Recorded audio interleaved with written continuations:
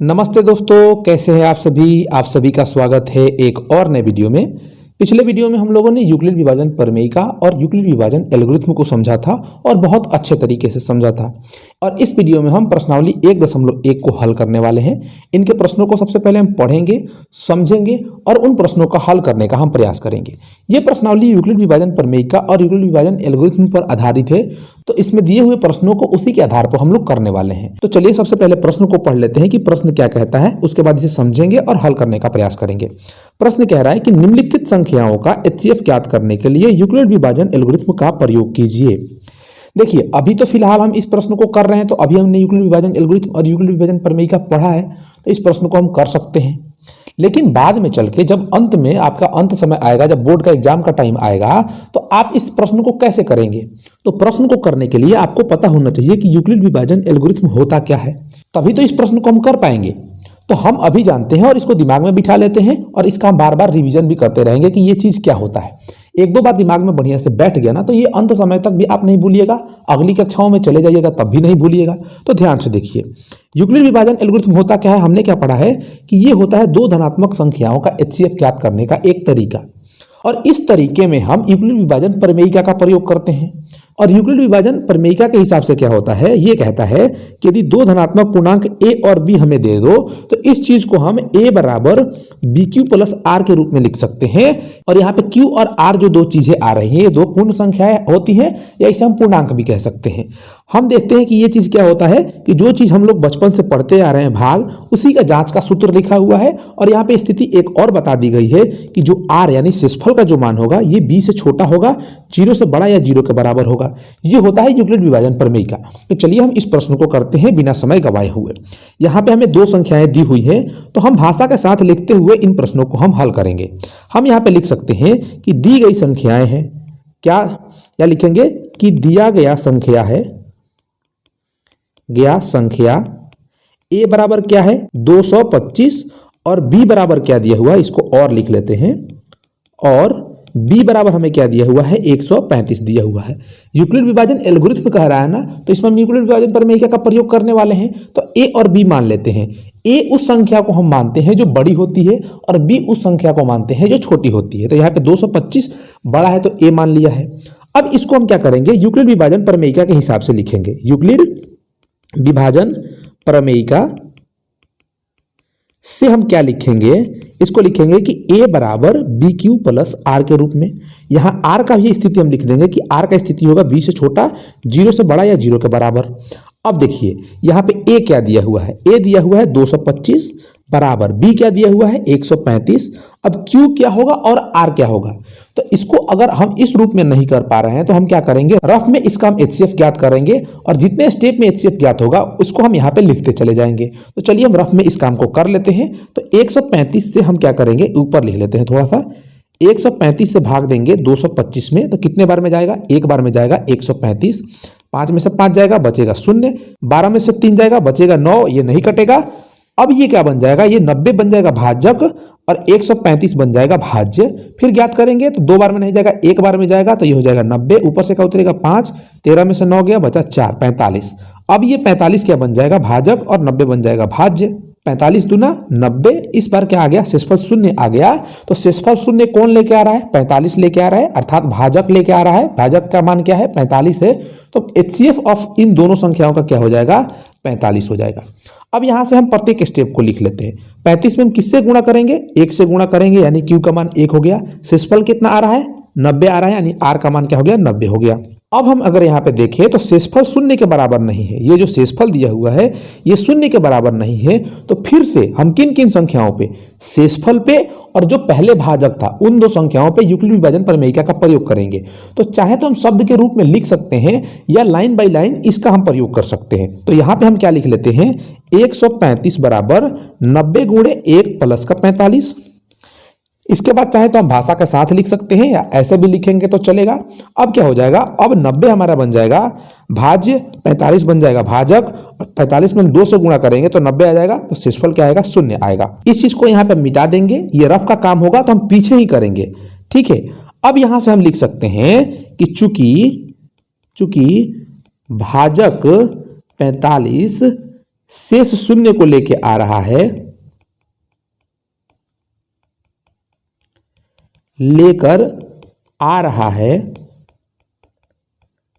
इसलिए HCF of 135 और 225 क्या हो जाएगा, 45 के बराबर हो जाएगा। इतना हम लिख के आएंगे, जितने नंबर का प्रश्न होगा सही सही से लिख के आएंगे, हमें पूरा का पूरा नंबर मिलेगा। ठीक है, आप चाहे तो यहाँ पे एक और भी काम कर सकते हैं, जो मैंने यहाँ पे बताया कि इस स्टेप के बाद जो स्टेप ये हम करेंगे, इसके बाद हम लिख देंगे कि चूंकि शेष शून्य के बराबर नहीं है, तो यहाँ पे फिर से हम 90 और 135 पे यूक्लिड विभाजन प्रमेय क्या लगाएंगे और उसके बाद ये वाला स्टेप लिखेंगे। चलिए इस काम को हम अगले प्रश्न में लिख के आपको दिखा देते हैं। अब चलिए इसके अगले प्रश्न को देखते हैं। अगला प्रश्न क्या है, 1 नंबर का 2 नंबर प्रश्न है। वही प्रश्न है कि यूक्लिड विभाजन एल्गोरिथ्म की सहायता से हमें इन दो संख्याओं का HCF ज्ञात करना है। तो चलिए इन दो संख्याओं का हम HCF ज्ञात करते हैं। हम लिख देंगे कि दी गई संख्याएं क्या है, दी गई संख्याएं A बराबर क्या है, 38,220 है और B बराबर क्या दिया हुआ है, 196 है। अब यहाँ पे इन दो संख्याओं पे हमने पीछे ही देखा कि जो बड़ी संख्या होती है उसको हम A मानते हैं, जो छोटी संख्या होती है उसको हम B मानते हैं। यहाँ पे हम लिखेंगे कि यूक्लिड विभाजन प्रमेयिका से, किससे, यूक्लिड विभाजन प्रमेयिका से, ये क्या हो जाएगा, यूक्लिड विभाजन प्रमेयिका से A बराबर BQ प्लस R हो जाएगा और R का स्थिति क्या होगा, R B से छोटा होगा, 0 से बड़ा या 0 के बराबर होगा। हम इस पे लगा देंगे, इस पे लगाएंगे तो क्या होगा, A का मान 38,220 हो जाएगा बराबर B का मान 196 गुणे Q का मान क्या होगा और R का मान क्या होगा। निकालने में दिक्कत होगा तो हम भाग विधि से इन दो संख्याओं का HCF ज्ञात करेंगे। तो चलिए हम ज्ञात कर लेते हैं। यहाँ पे साइड में हम ज्ञात करते हैं, 196 से हम भाग देंगे किसमें, 38,220 में। अब देखिए इसके 3 अंक हैं तो इसके 3 अंकों को हम कटाएंगे। आपको भाग देने आना चाहिए नॉर्मली, अगर नहीं आता है तो दिक्कत की बात है, आप सीखिए भाग कैसे देते हैं। तो इसको हम किस प्रकार से कटाएंगे, हम क्या इसको 2 बार में कटा सकते हैं, 19 दूना 38 आ रहा है और 6 से गुणा करेंगे तो 12 ज्यादा आ जा रहा है, यानी 39 हो जाएगा।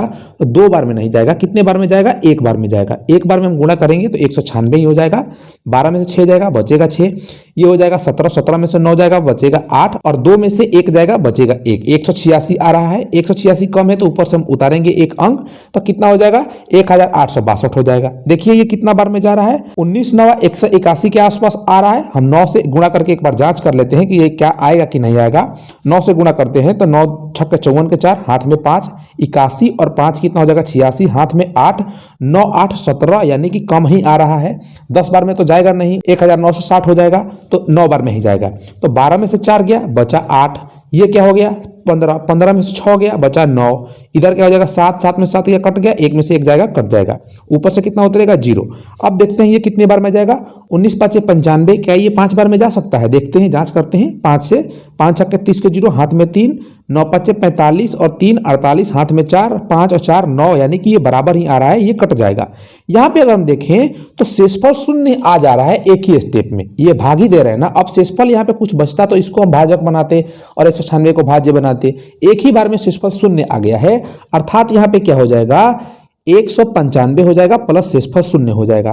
तो पहले ही स्टेप में यहाँ पे शेषफल शून्य आ गया, तो हम यहाँ पे लिख सकते हैं कि चूंकि भाजक 196 शेष शून्य लेके आ रहा है, शेष शून्य लेकर आ रहा है, इसलिए HCF ऑफ 196 38,220 क्या हो जाएगा, 196 ही हो जाएगा। ठीक है, ये बात आपको समझ में आई।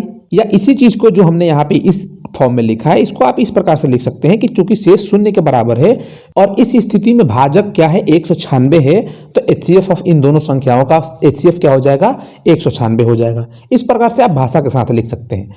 अब चलिए हम अगले प्रश्न को देखते हैं। अगला प्रश्न क्या है, 1 नंबर का तीसरा प्रश्न है। तो चलिए सबसे पहले इस प्रश्न को पढ़ते हैं क्या, इसको हमने तो समझ ही लिया है पढ़ के। तो यूक्लिड विभाजन एल्गोरिथम से इन दो संख्याओं का हमें क्या ज्ञात करना है, HCF ज्ञात करना है।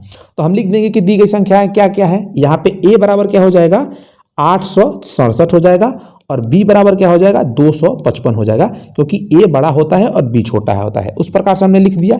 उसके बाद हम यहाँ पे क्या लगाएंगे, यूक्लिड विभाजन प्रमेयिका लगाएंगे। क्या लगाएंगे, यूक्लिड विभाजन प्रमेयिका।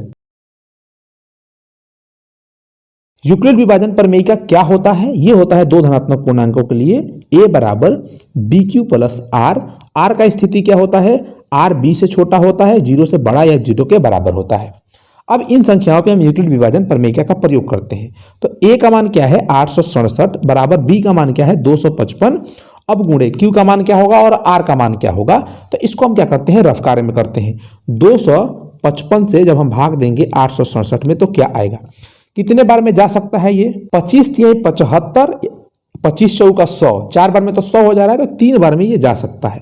3 से देखते हैं 5 तिहाई 15, अगर 5 हाथ में 1, 15 1 16, 3 दूना 6 1 7, 7 में से 5 गया 2, 6 में से 6 जाएगा 0, 8 में से 7 जाएगा 1, शेषफल क्या आ गया 102 आ गया। अब ये जो शेषफल 102 है ये क्या हो जाएगा, इसको अब हम बना देंगे यहाँ से भाजक और 255 को हम क्या बना देंगे भाज्य बना देंगे। ये कितना बार में जा सकता है, 2 बार में ये चला जाएगा 204 आ जाएगा, 5 में से 4 जाएगा 1 बचेगा, 5 में से 0 जाएगा 5 ही बचेगा और ये कट जाएगा। यहां से अगर हम देखें तो इस चीज को हम क्या लिख सकते हैं 51 भाजक बन जाएगा और 102 भाज्य बन जाएगा और ये 2 बार में कट जाएगा 102, शेषफल क्या आ गया 0 आ गया। कौन सा भाजक शेषफल 0 लेके आ रहा है 51, तो HCF क्या हो जाएगा 51 के बराबर हो जाएगा। तो ये पहला स्टेप लिखते हैं, ये हो गया हमारा पहला स्टेप। इसको हम कैसे लिखेंगे 255 गुणे 3 प्लस का 102। मैंने पहले प्रश्न में कहा था कि यहां पे हम क्या क्या लिख सकते हैं उस चीज को लिखते हैं। चूंकि जो शेष है कितना है 102 है, ये 0 के बराबर नहीं है, तो पुनः भाजक 225 और शेष 102 पर क्या लगाने पर यूक्लिड विभाजन प्रमेय का लगाने पर ये क्या बन जाएगा, यहां से अब ये बन जाएगा 225, यहां पे ये 225 नहीं 255 होगा, इसको 255 कर लेंगे हम। 255 बराबर 102 गुणे दूसरे स्टेप में क्या लिखा हुआ है, दूसरे स्टेप को हम यहां पे लिखेंगे, 2 से हमने गुणा किया है, शेषफल क्या बचा है 51 बचा है। अब इसी चीज को फिर से हम लिखेंगे, क्या लिखेंगे कि चूंकि शेष क्या है, शेष 0 के बराबर नहीं है, तो इसको नीचे भी लिख सकते हैं, तो पुनः 102 या भाजक 102 और शेष 51 पर क्या लगाने पर यूक्लिड विभाजन प्रमेय का लगाने पर। यूक्लिड विभाजन प्रमेय का इस पे लगाएंगे तो ये क्या बन जाएंगे, यहां से हम एक पेज ऐड कर लेते हैं, ये बन जाएंगे 102 बराबर 51 गुणे 2 प्लस का 0। चूंकि शेष 0 के बराबर है और इस स्थिति में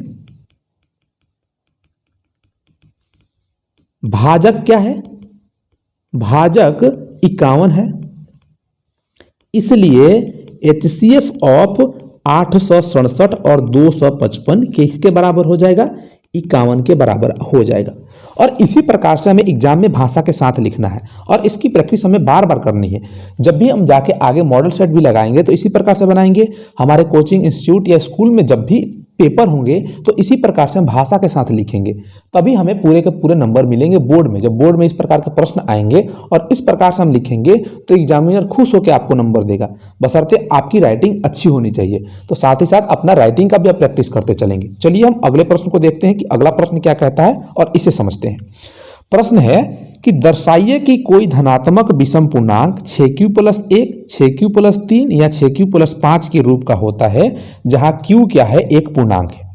देखिए, इस प्रश्न को करने से पहले मैं आपको सजेस्ट करूंगा कि जो उदाहरण के प्रश्न दिए हुए हैं उसको आप करिए।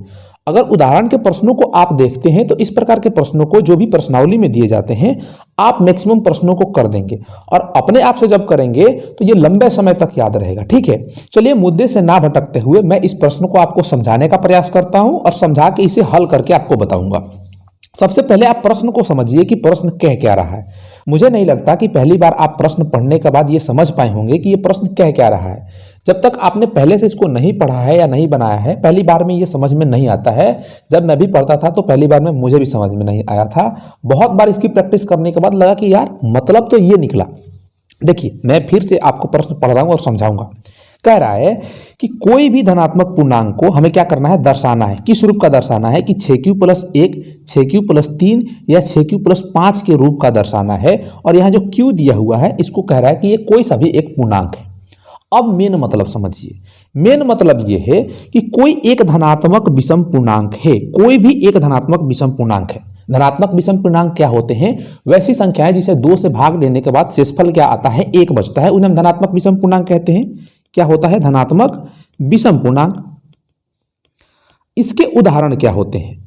अब देखिए, इसके उदाहरण होते हैं 3, 5, 7, 9 डैश डैश। आप आगे की संख्याएं भी ले सकते हैं, बस वो उसको 2 से भाग देने के बाद शेषफल 1 आना चाहिए। वो कोई सी भी संख्या हो, कितनी भी बड़ी हो कितनी भी छोटी हो, ठीक है।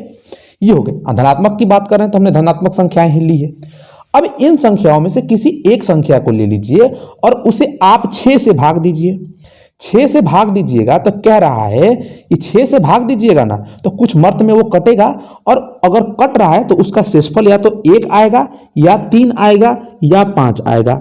यहां पे देखिए, यहां पे 1 आया है शेषफल, यहां पे 3 आया है और यहां पे 5 आया है। कोई बच्चा पूछ सकता है कि आपको कैसे पता कि ये जो 1 लिखा हुआ है, ये 3 लिखा हुआ है, ये 5 लिखा हुआ है, ये शेषफल है? मैं बताता हूं। अभी हम यूक्लिड विभाजन प्रमेयिका पढ़ के आ रहे हैं। यूक्लिड विभाजन प्रमेयिका में एक संख्या होता है a, जिसको हम b से जब भाग देते हैं तो कुछ संख्या अगर b से हम अगर भाग दे रहे हैं ऐसे, जैसे कि हम मान लेते हैं कि 6 को हम भाग दे रहे हैं 2 से, तो ये a क्या हो गया? 6 हो गया। b क्या हो गया? 2 हो गया। इसको कटाते हैं तो ये 3 बार में जाता है और 6 हो गया, और शेषफल क्या बच गया? 0 बच गया। तो b में इससे हम q से गुणा कर रहे हैं और शेषफल क्या आ रहा है? 1 आ रहा है। और यहाँ पे जो a का मान है ना, ये एक धनात्मक विषम पूर्णांक है और इसे हमें इस रूप में व्यक्त करना है और इस चीज को दर्शाना है, बशर्ते हमें कि ये इसी रूप का होता है अगर एक धनात्मक विषम पूर्णांक हो तो। मतलब समझ गए आप? मैं फिर एक बार बताता हूं कि एक धनात्मक विषम पूर्णांक है, कोई सा भी एक धनात्मक विषम पूर्णांक हो सकता है। आप चाहे तो यहाँ पे a मान सकते हैं, m मान सकते हैं, n मान सकते हैं, x मान सकते हैं, y मान सकते हैं, कुछ भी मान सकते हैं। एक चर मान लीजिए कि ये चर है और ये धनात्मक विषम पूर्णांक है, और ये कोई सा भी धनात्मक विषम पूर्णांक हो सकता है जो आप धनात्मक विषम पूर्णांक सोच सकते हैं, और वो एग्जिस्ट करता होगा और वो होगा। एक्चुअली वो विषम पूर्णांक होना चाहिए, हो सकता है। उसे अगर आप 6 से भाग दीजिएगा तो उसका शेषफल या तो 1 आएगा या तो 3 आएगा या तो 5 आएगा। यही हमें दर्शाना है। तो हम इस काम को करते हैं, जल्दी जल्दी करते हैं, ज्यादा समय नहीं व्यर्थ करते हैं। आपको आगे की और सब्जेक्ट भी पढ़ने होंगे, तो चलिए इस काम को हम करते हैं। समझ गए कि प्रश्न क्या कह रहा है, और इसी प्रकार से प्रश्न हमसे पूछे जाते हैं। आगे के प्रश्नावली में भी जो प्रश्न दिए हुए हैं इसी प्रकार से दिए हुए हैं, उनमें कुछ अलग ही अप्रोच लगाना है क्योंकि अलग बातें वहां पे कही गई है। तो चलिए उनको भी हम करेंगे। हम यहां पे मान लेते हैं कि माना कि a है कोई एक धनात्मक विषम पूर्णांक है। हम मान सकते हैं a क्या है? एक धनात्मक विषम पूर्णांक है। a एक धनात्मक विषम पूर्णांक है। इसे हम क्या कर रहे हैं? 6 से भाग दे रहे हैं। इसका मतलब यही ना हुआ, यहाँ पे जो 6 लिखा हुआ है 6q + 1, इसी रूप में हमने यूक्लिड विभाजन प्रमेयिका को पढ़ा है। तो हम यहाँ पे b को क्या मान लेते हैं? 6 मान लेते हैं। ठीक है, b को हमने 6 मान लिया। तो इस चीज को हम क्या लिख सकते हैं? यूक्लिड विभाजन प्रमेयिका से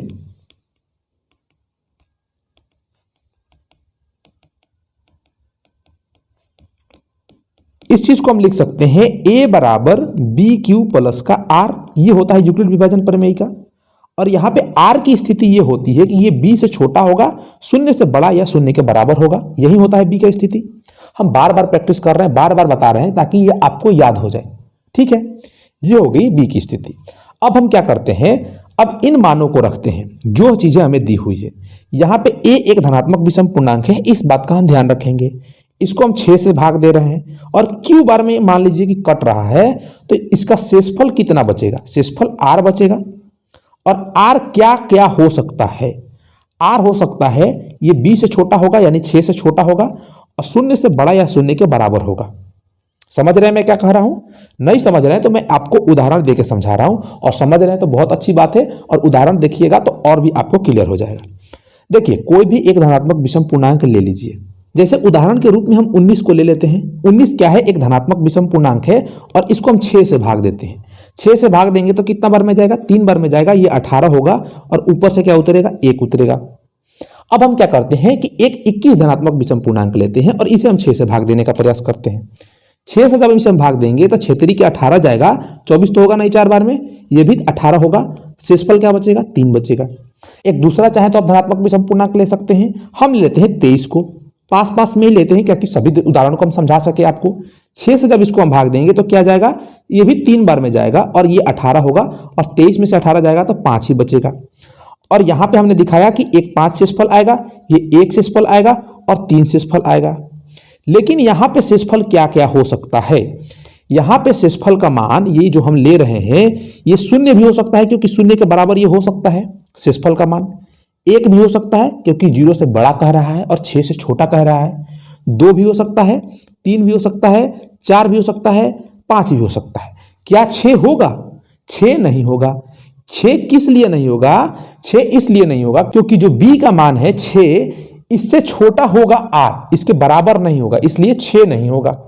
तो यहां पे हम ये लिख देते हैं, इसको मिटाते हैं या लिख सकते हैं हम कि r का संभावित मान क्या क्या हो सकता है। यहां r बराबर 0, 1, 2, 3, 4 और 5 हो सकते हैं। हो सकते हैं कि नहीं हो सकते हैं, ये चीज बताइए। हम इसको क्या करते हैं, समीकरण नंबर 1 मान लेते हैं। अब हम लिखते हैं कि समीकरण 1 में r बराबर 0, 1, 2, 3, 4 और 5 क्रमशः रखने पर इस समीकरण में हम r का मान एक बार 0 रखेंगे, एक बार 1 रखेंगे, एक बार 2 रखेंगे और इस प्रकार से हम समीकरण बनाएंगे। रखने पर क्या क्या मान आएगा, इस चीज को हम आगे लेके चलते हैं।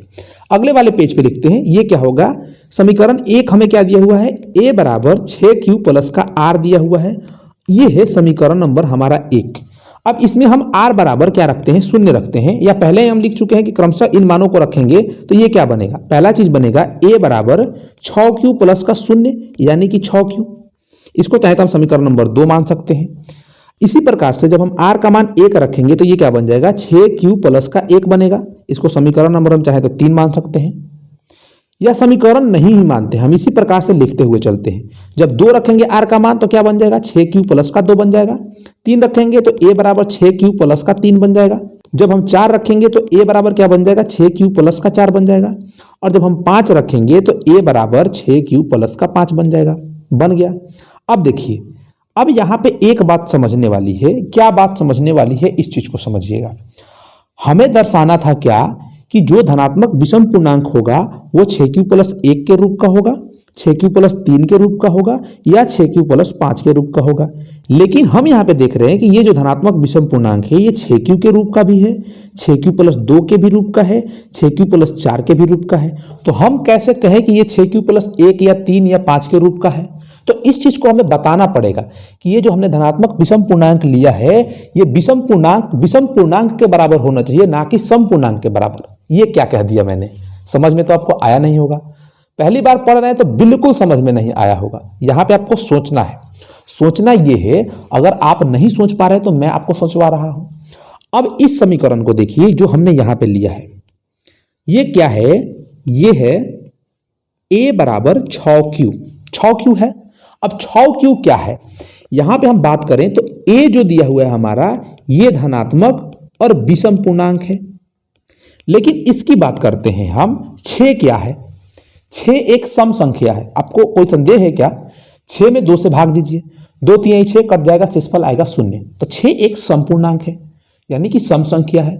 सम संख्या में किसी भी हम एक पूर्णांक से जब गुणा करेंगे तो कौन सी संख्या बनेगी, ये भी एक सम संख्या ही बनेगी, क्योंकि ये जो संख्या आएगी इस संख्या को भी आप 2 से काट सकते हैं। तो इस समीकरण से आपको क्या स्पष्ट हुआ, हम यहां पे ये कह सकते हैं कि एक विषम पूर्णांक सम पूर्णांक के बराबर है। ये सम ही तो बनेगा ना। हम यहां से ये कह सकते हैं कि नहीं कि एक विषम पूर्णांक सम पूर्णांक के बराबर है, ये संभव है ही नहीं। q का मान कुछ भी हो सकता है क्योंकि पीछे q पूर्णांक के रूप में दिया हुआ है। अगर प्रश्न आपको पढ़े तो यहाँ पे q दिया हुआ है, पूर्णांक है, तो ये सम संख्या बन रहा है। पहला चीज तो ये तो नहीं होगा, इस रूप का तो नहीं होगा। हम यहाँ पे समझा रहे हैं आपको। इसी प्रकार से अगर हम यहाँ पे देखें अगले समीकरण को, इसको मिटाते हैं। अब इस चीज को समझिए। दूसरा समीकरण यहाँ पे हमारा क्या है, 6q प्लस 1 है। इसको भी लिख लेते हैं हम, 6q प्लस का 1। a क्या है, a एक हमारा धनात्मक और विषम पूर्णांक है। हम केवल विषम लिख रहे हैं, विषम है। अब यहाँ पे 6q क्या है, एक सम है। सम पूर्णांक है और सम पूर्णांक में हम एक जोड़ रहे हैं। क्या कर रहे हैं? सम संख्या में हम एक जोड़ रहे हैं। मान लेते हैं एक सम संख्या का उदाहरण लेते हैं, जैसे कि 4, और 4 में हम एक जोड़ेंगे तो ये क्या बन जाएगा? 5। और 5 एक कौन सी संख्या है? एक विषम पूर्णांक है। इसी प्रकार से कोई भी एक आप सम संख्या ले लीजिए, जैसे कि हम 10 लेते हैं, 10 में एक जोड़ेंगे 11 बन जाएगा, 11 एक विषम पूर्णांक हो जाएगा। यानी कि ये जो लिखा हुआ है कि विषम पूर्णांक बराबर विषम पूर्णांक, ये बात तो सही है, तो ये चीज हमारा सही हो जाएगा। इस रूप का है विषम पूर्णांक, ठीक है। इसी प्रकार से हम अगले समीकरण की चर्चा करते हैं। जो अगला समीकरण है हमारा 6q प्लस का 2। इसमें क्या है? हमने 6q में क्या किया है? 2 को जोड़ा है, यानी कि ये क्या है? एक सम संख्या है। क्या है? सम संख्या है। और 2 भी एक सम संख्या है। तो सम संख्या में जब हम सम संख्या जोड़ते हैं तो ये भी एक सम संख्या के ही बराबर आता है। और ए हमारा यहाँ पे क्या है? एक विषम पूर्णांक है। तो यहां से क्या स्थिति बन रही है कि एक विषम पूर्णांक सम पूर्णांक के बराबर है। लेकिन ये गलत बात है, ऐसा कभी नहीं होगा, कभी भी नहीं होगा। तो ये चीज भी गलत हो गया, यानी कि एक विषम पूर्णांक 6q प्लस 2 के रूप का नहीं होगा और कभी भी नहीं होगा, ये भी गलत बात है। इसी प्रकार से हम देखें तो यहाँ पे 6q एक सम पूर्णांक है और इसमें एक हम विषम संख्या जोड़ेंगे तो ये एक विषम पूर्णांक बनेगा, यानी कि a एक विषम पूर्णांक है और ये भी एक विषम पूर्णांक है, यानी कि सत्य बात है, इस रूप का होगा। अगली बात करें तो एक सम संख्या में यानी कि 6q में हम 4 जोड़ रहे हैं तो एक सम पूर्णांक बनेगा। सम पूर्णांक विषम पूर्णांक कभी भी बराबर नहीं हो सकते, ये गलत बात हो जाएगा। तो यहां से ये इस रूप का तो नहीं होगा और इस रूप का होगा, ये समझाने की कोई आपको जरूरत नहीं है। तो यहां पे हम ये लिख के दर्शाएंगे क्या? बिल्कुल नहीं, हम ऐसा नहीं लिखने वाले हैं कि इस रूप का होगा इस रूप का नहीं होगा। हम यहाँ पे सीधे लिखेंगे और एग्जामिनर आप लिखेंगे तो समझ भी जाएगा कि यहां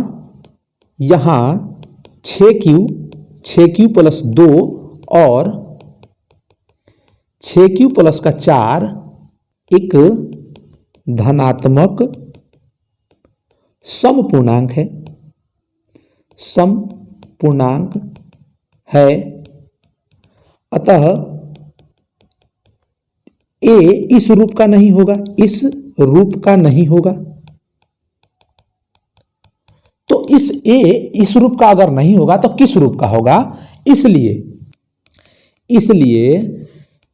एक धनात्मक पूर्णांक a एक धनात्मक पूर्णांक या कोई भी धनात्मक पूर्णांक, एक धनात्मक पूर्णांक या इसलिए कोई धनात्मक पूर्णांक किस रूप का होगा?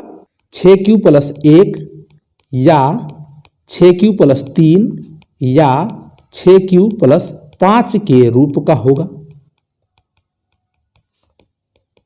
इस चीज को हमने यहां पे दर्शा दिया और ये इस रूप का ही होगा, कोई दिक्कत वाली बात नहीं है। आप इस प्रकार से लिख के आएंगे, आपके पूरे के पूरे नंबर मिलेंगे, जितने नंबर का प्रश्न आपका एग्जाम में होगा। यहां तक कोई दिक्कत? चलिए अब हम अगले प्रश्न को पढ़ते हैं, उसे समझेंगे और उसे हम हल करने का प्रयास करेंगे। अगला प्रश्न क्या कहता है कि किसी परेड में, इस प्रश्न को समझिए पढ़ के, किसी परेड में 6 से 16 सदस्यों वाली एक सेना आर्मी की टुकड़ी को 32 सदस्यों वाले एक आर्मी बैंड के पीछे मार्च करना है, तो दोनों समूहों की समान संख्या वाले स्तंभों की अधिकतम संख्या क्या होगी जिसमें वे मार्च कर सकते हैं? प्रश्न पढ़ के आप समझ गए? नहीं समझे तो मैं समझाता हूं। एक परेड है सेना की जिसमें आर्मी के 6 से 16 सदस्य हैं और उसी परेड में 32 सदस्य हैं किसके? आर्मी बैंड वाले। दो अलग अलग होते हैं, ये सेना वाले लोग हैं और कुछ आर्मी बैंड वाले लोग हैं। आपने इस प्रकार की चीजें देखी होंगी आर्मी में, कुछ सैनिक होते हैं और कुछ आर्मी बैंड वाले होते हैं, जो आर्मी का थीम सॉन्ग होता है उसको वो लोग प्ले करते हैं, बजाते हैं। तो ये दोनों चीजें हैं, दोनों लोग हैं। इन दोनों को हमें समूहों में खड़ा करना है, सभी को एक साथ। दोनों को जोड़ेंगे तो कुछ संख्या बनेगी, उन सभी संख्याओं को एक साथ समूह में खड़ा करना है, स्तंभ के रूप में खड़ा करना है, यानी कि लाइन के रूप में ऐसे इस प्रकार से उन्हें खड़ा करना है। अब लाइनों की कितनी अधिकतम संख्या हो सकती है जिनमें इन सभी को हम लोग खड़ा कर सकते हैं, अर्थात मार्च कर सकते हैं? तो अधिकतम संख्या ज्ञात करने के लिए हम क्या करेंगे? इन दोनों संख्याओं का यानी कि 6 से 16 का और 32 का हम क्या ज्ञात कर देंगे? HCF ज्ञात कर देंगे। HCF ज्ञात कर देंगे, जितना HCF आएगा उतनी ही स्तंभों की अधिकतम संख्या होगी। तो चलिए हम HCF को ज्ञात करते हैं। तो यहाँ पे हम कुछ भाषा का भी प्रयोग करेंगे और इस चीज को आपको बताते हुए चलेंगे। यहाँ पे हम क्या लिखेंगे कि परेड में सेना सदस्यों की कितनी संख्या है? सेना सदस्यों की संख्या कितनी है? सेना सदस्यों की संख्या बराबर कितनी है? 616। और आर्मी बैंड सदस्यों की संख्या कितनी है? आर्मी बैंड सदस्यों की संख्या, यहां पे सदस्यों की संख्या, इनकी संख्या कितनी है 32 है। अब इन दोनों का हमें एचसीएफ ज्ञात करना है, अर्थात स्तंभों की जब अधिकतम संख्या निकालेंगे तो इनका हम एचसीएफ ज्ञात करेंगे। तो एचसीएफ हम भाग विधि से भी ज्ञात कर सकते हैं और अन्य तरीके भी अपना सकते हैं यहाँ पे ज्ञात करने के लिए, लेकिन हम यूक्लिड विभाजन प्रमेयिका पढ़ रहे हैं तो हम इनका एचसीएफ यूक्लिड विभाजन प्रमेयिका से ज्ञात करेंगे। तो हम यहाँ पे लिखेंगे यूक्लिड विभाजन प्रमेयिका से, यूक्लिड विभाजन प्रमेयिका से क्या होगा, यूक्लिड विभाजन प्रमेयिका से a बराबर बी क्यू प्लस का आर का मान b से छोटा, 0 से बड़ा या 0 के बराबर। इस चीज को आप रख लीजिए, ये काम में आने वाला है, ये ऑब्जेक्टिव के रूप में सीधा सीधा प्रश्न भी सूत्र ही पूछ लिया जाता है, तो इस चीज को आप ध्यान में रखेंगे। और ध्यान में रखने के लिए क्या करना है, एक छोटा सा ट्रिक अपनाइए कि जो हमने बचपन में भाग पढ़ा है ना, उसी का ये जांच का सूत्र है और स्थिति यहाँ पे ये लगाई गई है कि जो आर का मान होगा b से छोटा होगा, अर्थात शेषफल हमेशा भाजक से छोटा ही रहता है, या शेषफल 0 के बराबर होगा या 0 से बड़ा होगा। कुछ मान होगा जब आर का, तो या तो वो 0 होता है या उससे कुछ बड़ा होता है, यही स्थिति लगाई गई है। और उसका मान 0 से लेके और b के बीच में ही रहेगा और 0 के बराबर भी हो सकता है। बस याद हो गया, कुछ नहीं है। चलिए आगे बढ़ते हैं। यहाँ पे हम क्या करेंगे, a का मान क्या लिखेंगे 616 जो बड़ा है, b का मान 32 और साइड में भाग विधि से इसका एचसीएफ ज्ञात कर लेते हैं। 32 भागे 616, 2 बार में जाएगा क्या, नहीं जाएगा, 1 बार में जाएगा, ये हो जाएगा 32। 11 में से 2 गया 9, 5 में से 3 गया 2, ऊपर से उतरेगा 6, 3 9 27 हो सकता है क्या, 9 दूनी 18 के 8, हाथ में 1, 27 1 28 हो सकता है। माइनस करेंगे इसको, क्या आएगा, 16 में से 8 गया बचा 8, 8 में से 8 जाएगा कट जाएगा, 2 से 2 ये कट जाएगा, 8 ये शेषफल बचा। अब नहीं कटेगा तो इसको हम क्या बना देंगे, भाजक बना देंगे और 32 को भाज्य बना देंगे, तो 8 चौका 32 ये हो जाएगा, यानी कि ये शेषफल शून्य आ गया। और शेषफल शून्य कौन लेके आ रहा है, 8 लेके आ रहा है, तो 8 इसका एचसीएफ हो जाएगा। तो यहाँ पे हम ये भी लिख देंगे कि स्तंभों की जो अधिकतम संख्या होगी जिनमें हम आर्मी सदस्यों को मार्च कर सकते हैं, कितनी होगी, 8 होगी। चलिए यहाँ पे हम इन स्टेपों को लिख लेते हैं, 32 गुणे 19 प्लस का 8। अब यहां पे हम क्या करेंगे, 32 बराबर ये लिख सकते हैं 8 गुणे 4 प्लस का 0, चूंकि शेष बराबर 0 है इसलिए एचसीएफ ऑफ 616,32 क्या हो जाएगा, 8 हो जाएगा। और एक बात यहां पे हम ये भी लिखेंगे कि स्तंभों की अधिकतम संख्या 8 होगी जिनमें हम सभी आर्मी सदस्यों को क्या कर सकते हैं, मार्च कर सकते हैं। देखिए ये भी आर्मी सदस्य हैं, ये भी आर्मी सदस्य हैं, ये बैंड का सदस्य है, ये सेना का सदस्य है, दोनों आर्मी सदस्य हैं, तो दोनों के लिए हम यहाँ पे एक कॉमन शब्द यूज कर रहे हैं। ठीक है, ये आप लिख लेंगे ऐसा मैं उम्मीद करता हूं। चलिए हम अगले प्रश्न को देखते हैं और अगले प्रश्न को पढ़ के समझते हैं और इसे भी हम हल करने का प्रयास करेंगे। प्रश्न क्या कह रहा है, प्रश्न है 4 नंबर कि यूक्लिड विभाजन प्रमेयिका का प्रयोग करके दर्शाइए कि धनात्मक पूर्णांक का वर्ग किसी पूर्णांक m के लिए 3m या 3m+1 के रूप का होता है। प्रश्न समझ गए क्या, पिछले प्रश्न के जैसा ही है जैसे प्रश्न नंबर 2 हमने देखा था यहाँ पे, बस इसमें एक बात अलग से कह दी गई है। क्या कह दी गई है, कोई घबराने वाली बात नहीं है, प्रश्न को पहले समझिए। मैं ऐसा उम्मीद करता हूं कि जो मैंने समझाया है उसके हिसाब से आप इस चीज को कर सकते हैं, बस थोड़ा सा आपको ध्यान देना है। क्या ध्यान देना है, ये देखिए, हमें यहाँ पे एक धनात्मक पूर्णांक का वर्ग, धनात्मक पूर्णांक क्या होता है, एक कोई भी पूर्णांक जो धनात्मक हो, जैसे कि 0 1 2 3 या आप गिनते चले जाइए अनंत तक, कोई भी आप ले लीजिए, ये धनात्मक पूर्णांक होता है। क्या होता है, धनात्मक पूर्णांक होता है। अब इन धनात्मक पूर्णांकों में से किसी एक को लीजिए, मान लेते हैं कि हम 3 को लेते हैं, या आप 3 को मत लीजिए, आप 2 को ही लीजिए। अब इस 2 के वर्ग की बात कर रहा है, धनात्मक पूर्णांक का वर्ग, ये वर्ग किस रूप का होगा। अगर हम इसको 3 से भाग देंगे तो इसका शेषफल या तो 0 आएगा या 1 आएगा, यही हमें दर्शाना है। 3m मतलब 3 से किसी संख्या में गुणा कर रहे हैं और r यहाँ पे नहीं लिखा हुआ है। क्यों नहीं लिखा हुआ, क्योंकि यहाँ पे r 0 है, यहाँ पे r 1 लिखा हुआ है क्योंकि r यहाँ पे 1 आ रहा है, यही कह रहा है। अब चलिए इस बात की ही हम जांच कर लेते हैं यहाँ पे, क्या ऐसा संभव है कि किसी भी धनात्मक पूर्णांक को उसका वर्ग करेंगे और उस वर्ग को अगर हम 3 से भाग देंगे तो या तो शेषफल 0 आएगा या उसका शेषफल 1 आएगा। इसकी हम जांच करते हैं कुछ उदाहरण लेके, चलिए करते हैं, मजा आएगा। प्रश्न अगर समझ में आ गया हो तो इसको आप भाषा के साथ लिखते हुए आप कर लेंगे। बस एक काम वहां पे एक्स्ट्रा करना पड़ेगा, जो मैं बताऊंगा आपको, आप करिए, आप अपने आप से करिए और समझते भी जाइए। यहां पे हम इसको 3 से भाग देंगे, ये क्या हो जाएगा, 2 का वर्ग 4 हो जाएगा। 4 को हम भाग दे रहे हैं किससे, 3 से।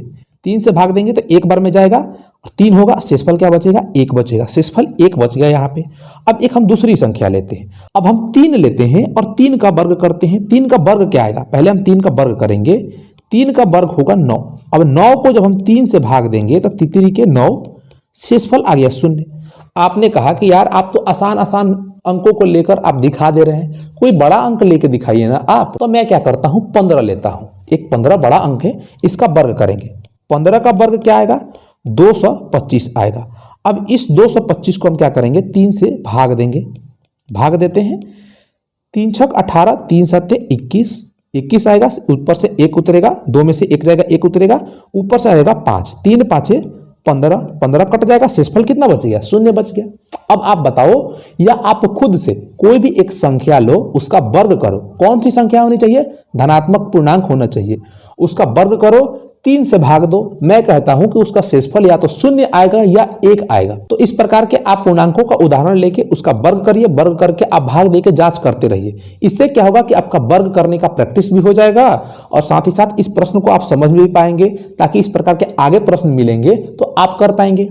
इसी प्रकार से आपको हो सकता था कि यहाँ पे 4 से भाग देकर और जो शेषफल की स्थिति बन सकती है उस रूप में दर्शाने को कह दे, 6 से भाग देकर, 2 से भाग देकर, 5 से भाग देकर, 100 से भाग देकर। लेकिन जब हम 100 से भाग देंगे तो b का मान क्या हो जाएगा, 100 हो जाएगा। जब b का मान 100 हो जाएगा तो इसके संभावित मान क्या क्या आएंगे, जब हम यूक्लिड विभाजन प्रमेय का यहाँ पे लगाएंगे ना, तो संभावित मान 0 से लेकर 99 तक आएंगे और उसको रख के लिखने में हमें बहुत ज्यादा पेज लग जाएगा। इसलिए ज्यादा तो आपसे नहीं पूछेगा, लेकिन 2, 4, 10, 15 इसके आसपास तक आपसे पूछ सकता है, तो इसके लिए तैयार रहिएगा, ठीक है। 5 नंबर के रूप में भी ये प्रश्न आते हैं, 3 नंबर के रूप में भी ये प्रश्न आते हैं, तो इसके लिए तैयार रहेंगे। चलिए हम इस प्रश्न को लिखते हुए हल करते हैं। आप तैयार हैं, चलिए। और एक बात आप सभी से, अगर आपको वीडियो अच्छा लग रहा हो ना, तो वीडियो को लाइक कीजिए, अपने दोस्तों के साथ इसे शेयर कीजिए। अगर आप चैनल पर नए हैं तो चैनल को सब्सक्राइब कीजिए। सब्सक्राइब करने का ये फायदा आपका होगा, इस प्रकार का कंटेंट जब भी मैं डालूंगा उसका नोटिफिकेशन आपके पास जाएगा और आप इस प्रकार के वीडियोस को देख पाएंगे, ठीक है। चलिए हम इस प्रश्न को करते हैं। प्रश्न में हम क्या लिखेंगे, हम क्या करते हैं, ये जो धनात्मक पूर्णांक है ना, तो इसका पहले हम वर्ग नहीं करते हैं। हम क्या करते हैं कि एक धनात्मक पूर्णांक ही मान लेते हैं। जैसे कि हम a मान लेते हैं कि एक धनात्मक पूर्णांक है, माना कि a क्या है, एक धनात्मक पूर्णांक है, धनात्मक पूर्णांक है, a कोई धनात्मक पूर्णांक हो गया। अब यहां पे हम 3 से भाग दे रहे हैं, तो हम क्या मान सकते हैं कि b का मान क्या है, 3 के बराबर है। हम मान सकते हैं कि नहीं मान सकते हैं, आप बताइए। क्यों मान रहे हैं हम b, क्योंकि हम यहाँ पे यूक्लिड विभाजन प्रमेय लगाने वाले हैं और इस रूप में हम दर्शा रहे हैं। अब यहां से हम लिख सकते हैं यूक्लिड विभाजन प्रमेय से, यूक्लिड विभाजन प्रमेय से, यूक्लिड विभाजन प्रमेय क्या होता है, a बराबर बी क्यू प्लस का r होता है। यहां पे r का मान क्या होता है, r b से छोटा होगा या 0 से बड़ा और 0 के बराबर होगा, ये स्थिति होती है r की। यहां पे a क्या है, इस बात का ध्यान रखेंगे, a क्या है, एक धनात्मक पूर्णांक है, तो a बराबर b के जगह पे 3, q के जगह पे q ही और r के जगह पे हम r ऐसा लिख सकते हैं। अब इस r का मान क्या क्या हो सकता है, अगर किसी संख्या को हम 3 से भाग देंगे तो उसका शेषफल क्या क्या हो सकता है, वो शेषफल 3 से छोटा आएगा, 0 से बड़ा या 0 के बराबर आएगा। यहां पे हमने b के जगह पे 3 रख दिया, इसी को हमने शब्दों में कहा, इस प्रकार से आएगा। r का मान 0 भी हो सकता है, 1 भी हो सकता है, 2 भी हो सकता है, लेकिन 3 नहीं होगा। क्या नहीं होगा, 3 नहीं होगा। अगर 3 हो जाएगा तो एक बार में और भाग नहीं लग जाएगा। सोच के देखिए कि अगर शेषफल 3 हो गया या 3 से बड़ा हो गया तो एक बार में तो और भाग लग जाएगा। जब भी शेषफल आएगा 3 से छोटा ही आएगा, या जिस संख्या से हम भाग दे रहे होंगे उससे छोटा ही आएगा। तो यहां पे हम क्या लिख सकते हैं कि r का, यहां पे ऐसे लिखते हैं, r का संभावित मान, संभावित मान, r का संभावित मान क्या होगा, r 3 से छोटा, b 0 से बड़ा या 0 के बराबर, इस प्रकार से भी हम लिख सकते हैं। अर्थात इसका मतलब क्या है, अर्थात r बराबर 0 हो सकता है, 1 हो सकता है और 2 हो सकता है, यही ये लिखा हुआ है। ठीक है, अब हम क्या करते हैं, इस समीकरण को हम समीकरण नंबर 1 मान लेते हैं। हमने इसको समीकरण नंबर 1 मान लिया और अगले पेज पे चलते हैं और इस चीज को लिखते हैं। समीकरण 1 में r बराबर 0 रखने पर, देखिए मैंने यहां पे लिखा है समीकरण 1 में r बराबर 0 रखने पर। आपके अपने तरीके हो सकते हैं इसी चीज को लिखने के, या अन्य बच्चों के अलग अलग तरीके हो सकते हैं। यहां पे मैं ये भी लिख सकता था कि जब r बराबर 0 समीकरण 1 में रखते हैं तो क्या प्राप्त होता है, ये भी चीज मैं लिख सकता था। चलिए इस प्रकार से हम तो लिख ही सकते हैं, जो प्रश्न है उसको करते हैं। तो a बराबर क्या हो जाएगा, 3q प्लस का 0, यानी कि 3q हो जाएगा। ये इस रूप का आ जाएगा। लेकिन आप एक बात पे ध्यान दीजिए कि हमें क्या दर्शाना है, हमें दर्शाना है एक धनात्मक पूर्णांक के वर्ग को दर्शाना है कि ये इस रूप का होता है, 3m के रूप का होता है। m यहाँ पे क्या है, एक पूर्णांक है। जो हमने यहाँ पे q लिया है ना, यहाँ पे हम ये भी लिख सकते हैं कि q एक पूर्णांक है, क्योंकि q की चर्चा हमारे प्रश्न में नहीं है और हम q को लेकर चल रहे हैं। तो हम ये भी लिख सकते हैं, या नहीं भी लेंगे तो ज्यादा एग्जाम में टीचर ये चीज चेक नहीं करेगा, लेकिन हम और सही तरीके से व्यक्त करने के लिए हम लिख सकते हैं। अब आगे चलते हैं। अब इसके वर्ग को दिखाना है, यानी कि हमें a स्क्वायर को दिखाना है। तो हम यहां पे लिख सकते हैं, दोनों तरफ वर्ग करने पर, दोनों तरफ वर्ग करने पर क्या बन जाएगा, ये दोनों तरफ वर्ग करेंगे तो ये बन जाएगा a स्क्वायर बराबर 3q का होल स्क्वायर, ये बन जाएगा 9q स्क्वायर। अब मैं आपको कहूं कि यहां पे हम इसको कैसे दर्शाएंगे, ये m है क्या, नहीं, तो हम क्या करते हैं कि a स्क्वायर बराबर 3 हम कॉमन ले लेते हैं और बचेगा क्या, 3q स्क्वायर बचेगा। अब इस 3q स्क्वायर को हम मान लेते हैं m के बराबर। तो इसको हम इस प्रकार से लिख सकते हैं, a स्क्वायर बराबर 3m, यहां पे हम लिख देंगे चूंकि m बराबर क्या है, 3q स्क्वायर है। इस स्थिति में m बराबर 3q स्क्वायर है। ये हो गया पहला चीज, हमने दर्शा दिया। अब हम क्या करते हैं, समीकरण 1 में r बराबर 1 रखने पर, अब ये क्या बन जाएगा, जब समीकरण 1 में r का मान हम 1 रखेंगे तो ये बन जाएगा a बराबर 3q प्लस का 1। अब देखिए यहां पे हमें इसके वर्ग को दर्शाना है कि 3m प्लस 1 के रूप का होता है, तो हम इसका वर्ग करते हैं। तो जब हम यहाँ पे a स्क्वायर लिखेंगे तो इसको भी स्क्वायर करना पड़ेगा, तो हम दोनों तरफ वर्ग कर देते हैं। तो हम क्या लिखेंगे, दोनों तरफ वर्ग करने पर, जब दोनों तरफ हम वर्ग करेंगे तो ये क्या बन जाएगा, a स्क्वायर बराबर 3q प्लस 1 का होल स्क्वायर, यानी कि a plus b the whole square पे बन गया। इसको सॉल्व करते हैं, इसको लिखेंगे a स्क्वायर बराबर 3q का स्क्वायर यानी कि 9q स्क्वायर, इसको ऐसे लिखते हैं 9q स्क्वायर प्लस 2ab यानी कि 2 3q 1 यानी कि 6q प्लस का 1 हो जाएगा।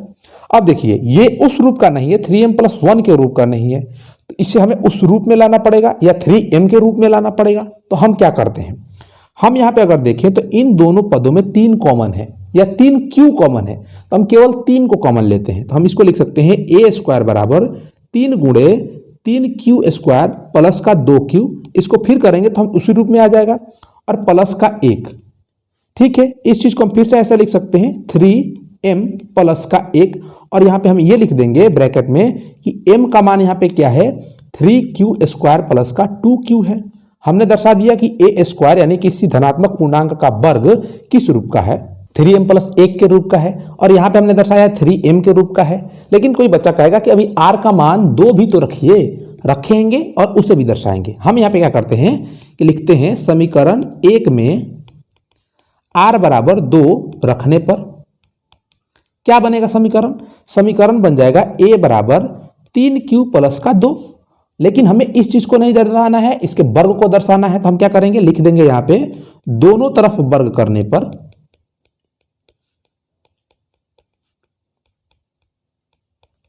अब क्या बनेगा, जब हम दोनों तरफ वर्ग करेंगे तो ये बन जाएगा a स्क्वायर बराबर 3q प्लस 2 का होल स्क्वायर, यानी a plus b the whole square पे बन रहा है। इसको हम ऐसे लिखेंगे a स्क्वायर बराबर, इसको अगले पेज पे लिख लेते हैं, ये क्या बनेगा, a स्क्वायर बराबर 3q का स्क्वायर, तो यानी कि 9q स्क्वायर प्लस 2ab 2 गुणे 3q प्लस का 2 यानी कि 6, 6 दूना 12, q प्लस का b स्क्वायर यानी कि 2 का स्क्वायर यानी कि 4। अब इसको हम कैसे करें? अब इसको दर्शाने के लिए हम एक ट्रिक अपनाते हैं। अब इसको हम 3m के रूप में दर्शाएं कि 3m प्लस 1 के रूप में दर्शाएं। देखते हैं किस रूप में दर्शा सकते हैं। इस चीज को हम 9q स्क्वायर ही लिख सकते हैं प्लस का 12q और प्लस को 4 को हम 3 प्लस 1 के रूप में दर्शा सकते हैं। और इन तीनों पदों को अगर हम 3m के रूप में दर्शा दें और प्लस का 1 है ही है तो 3m प्लस 1 के रूप का हो जाएगा। अब इन तीनों पदों को देखें तो तीनों पदों में 3 कॉमन है। 3 कॉमन लेंगे तो क्या बचेगा? 3q स्क्वायर प्लस का 4q प्लस का 1 और फिर प्लस का 1 बचेगा। अब यहां से हम लिख सकते हैं 3m प्लस का 1, यहां पे m का मान क्या है? 3q स्क्वायर प्लस का 4q प्लस का 1 के बराबर है। ये हो गया m का मान। अब यहां पे आप देखिए हमने a का वर्ग, यहां पे a स्क्वायर होगा, a के वर्ग को 3m प्लस 1 के रूप का दर्शाया। यहां पे भी हमने a स्क्वायर को 3m प्लस 1 के रूप का दर्शाया और यहां पे हमने a के वर्ग को 3m के रूप में दर्शाया। अर्थात हम लिख सकते हैं कि किसी भी धनात्मक पूर्णांक का वर्ग क्या होता है? किसी भी धनात्मक पूर्णांक का वर्ग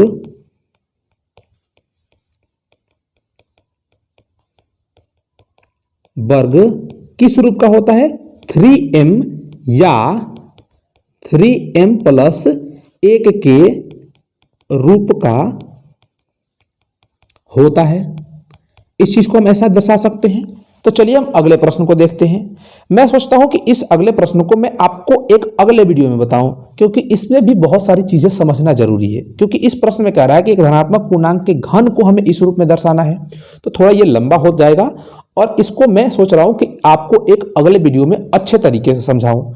तो उम्मीद करता हूं कि ये चारों प्रश्न आपको समझ में आए हैं। अगर समझ में आए हैं तो वीडियो को लाइक कीजिए और अपने दोस्तों के साथ भी इसे शेयर कीजिए। चैनल को आपने सब्सक्राइब कर लिया होगा अभी तक। तो चलिए फिर मिलते हैं हम अगले वीडियो में। तब तक के लिए पढ़ते रहिए, मजे करते रहिए। तब तक के लिए जय हिंद।